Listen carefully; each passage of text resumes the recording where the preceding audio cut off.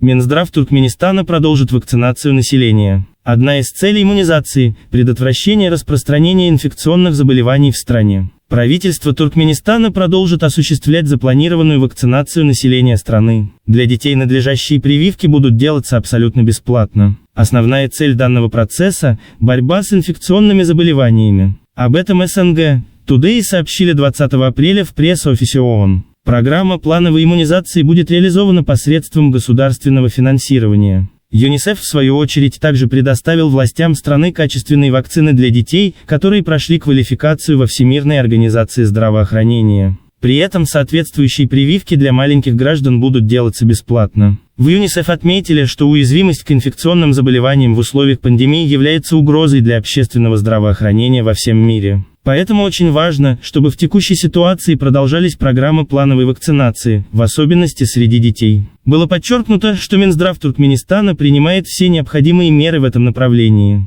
На данный момент процесс иммунизации охватывает все регионы государства. Глава Европейского регионального бюро ВОЗ Ханс Клюге добавил, что приоритетная вакцинация является важным составляющим предотвращения распространения COVID-19.